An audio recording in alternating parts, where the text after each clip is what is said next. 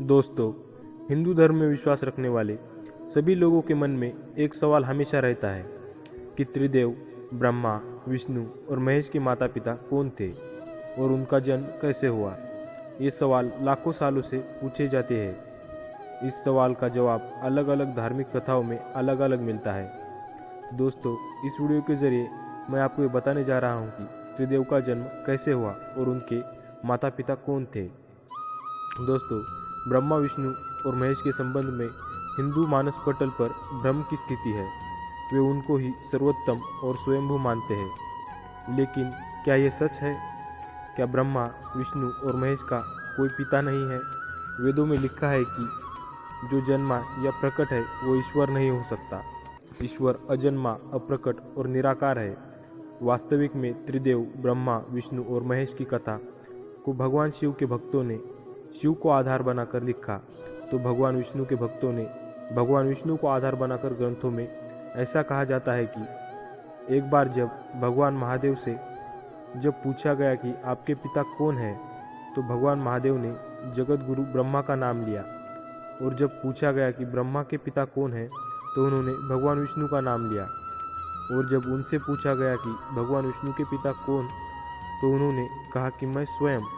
लेकिन शिव पुराण के अनुसार ब्रह्म ही सत्य है, वही परमेश्वर है। सबसे पहले जानते हैं भगवान शंकर जी का जन्म कैसे हुआ।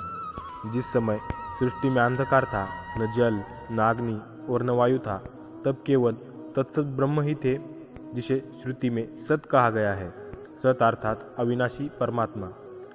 उस पर ब्रह्म काल ने कुछ समय के बाद द्वितीय होने की इच्छा प्रकट की और उसके भीतर एक से अनेक होने का संकल्प उदित हुआ।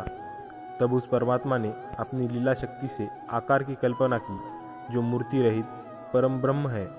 परम ब्रह्म अर्थात एकाक्षर, और वह परम ब्रह्म भगवान सदाशिव है। प्राचीन ग्रंथ उन्हीं को ईश्वर मानता है।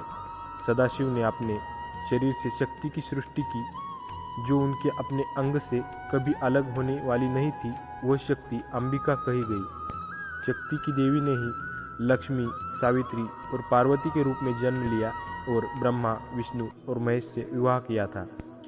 उस काल रूप सदाशिव की अर्धांगिनी दुर्गा है। काल रूपी सदाशिव ने शक्ति के साथ शिवलोक नामक क्षेत्र का निर्माण किया। उस उत्तम क्षेत्र को आज काशी के नाम से जाना जाता है, जिसे मोक्ष का स्थान भी कहा गया है। दोस्तों, अब जानते हैं भगवान विष्णु जी का जन्म कैसे हुआ। यहाँ काल रूपी ब्रह्म, सदाशिव और दुर्गा पति और पत्नी के रूप में निवास करते थे। काशीपुरी को प्रलय काल में भी शिव और शिवा ने अपने सानिध्य से कभी मुक्त नहीं किया था। इस आनंद रूप वन में रमन करते हुए एक समय शिव को यह इच्छा उत्पन्न हुई कि किसी दूसरे पुरुष की सृष्टि करनी चाहिए, जिस पर सृष्टि निर्माण का कार्यभार रखकर हम निर्वाण धारण करें। ऐसा निश्चय करके शक्ति सहित परमेश्वर रूपी शिव ने अपने वामांग पर अमृत मल दिया। फिर वहाँ से एक पुरुष प्रकट हुआ। शिव ने उस पुरुष से संबोधित करते हुए कहा, वत्स, व्यापक होने के कारण तुम विष्णु के नाम से जाने जाओगे। इस प्रकार शिव पुराण के अनुसार विष्णु के माता और पिता काल रूपी सदाशिव और पराशक्ति दुर्गा है।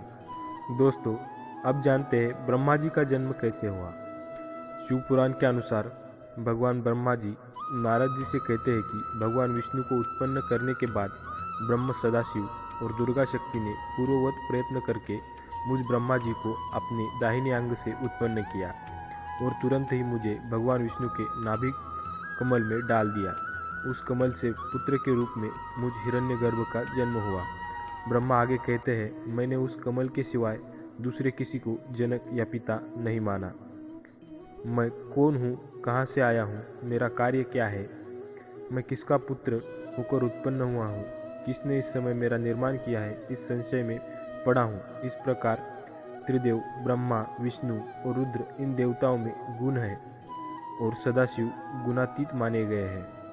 इससे यह सिद्ध हुआ कि ब्रह्मा, विष्णु और महेश के जन्मदाता काल रूपी सदाशिव और दुर्गा है।